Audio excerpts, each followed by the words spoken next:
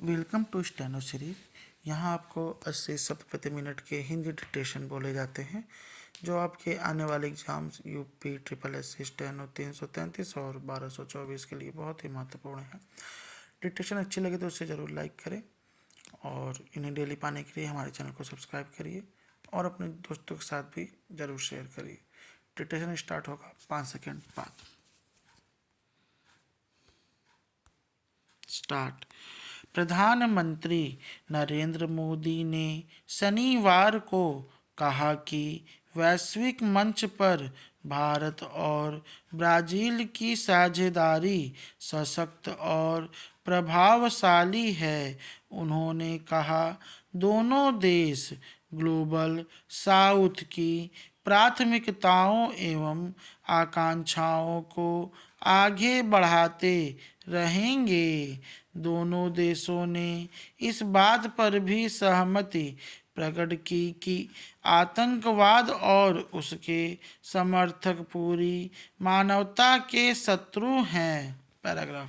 प्रधानमंत्री ने भारत यात्रा पर आए ब्राज़ील के राष्ट्रपति लुइस इनाशियो लूला से द्विपक्षीय वार्ता की। इस दौरान नाजुक और दुर्लभ खनिजों समेत कई क्षेत्रों में समझौतों पर हस्ताक्षर किए गए। बाद में संयुक्त प्रेस बयान में मोदी ने कहा कि हमने हर क्षेत्र में साझा उद्देश्य और साझा आकांक्षाओं को लेकर आगे बढ़ने पर विचार विमर्श किया है। उन्होंने कहा कि जब भारत और ब्राज़ील मिलकर कार्य करेंगे तो ग्लोबल साउथ की आवाज़ मजबूत होगी और उसमें ज़्यादा आत्मविश्वास होगा। मोदी ने कहा कि हर समस्या का समाधान कूटनीति से होना चाहिए।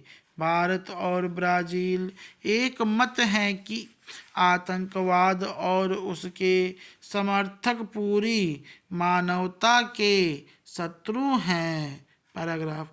द्विपक्षीय वार्ता के बाद संयुक्त प्रेस बयान में ब्राज़ील के राष्ट्रपति लुइस इनाशियो लूला ने कश्मीर में हुए आतंकी हमले की निंदा की और कहा कि आतंकवाद को किसी भी धर्म या राष्ट्रीयता से नहीं जोड़ा जाना चाहिए। उन्होंने कहा, अशांत वैश्विक माहौल के बीच भारत और ब्राज़ील को अपने रणनीतिक संबंधों को गहरा करने की ज़रूरत है।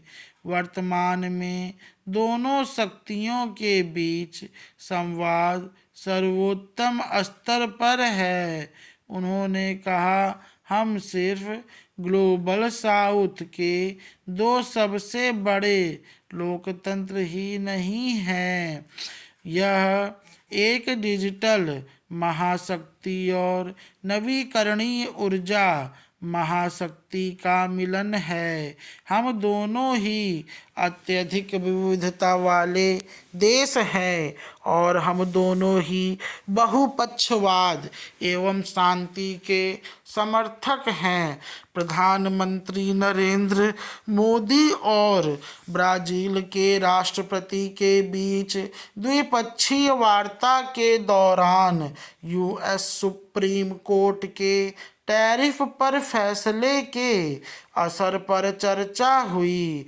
विदेश मंत्रालय में सचिव पूर्वी क्षेत्र पी कुमारन ने कहा कि दोनों पक्षों के बीच अमेरिकी व्यापार नीति और अमेरिकी सर्वोच्च न्यायालय के फैसले के निहितार्थों पर चर्चा की गई।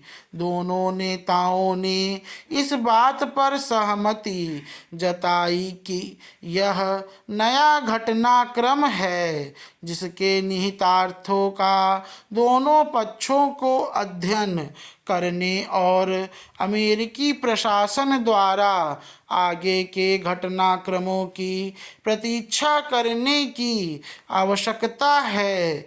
कुमारन ने कहा कि हम इस फैसले पर प्रशासन की प्रतिक्रिया और आगे उठाए जाने वाले कदमों पर नज़र रखेंगे। अमेरिकी सेना ने कहा कि उसने पूर्वी प्रशांत महासागर में उस पोत पर हमला किया जिसके जरिए मादक पदार्थ की तस्करी की जा रही थी। स्टॉप।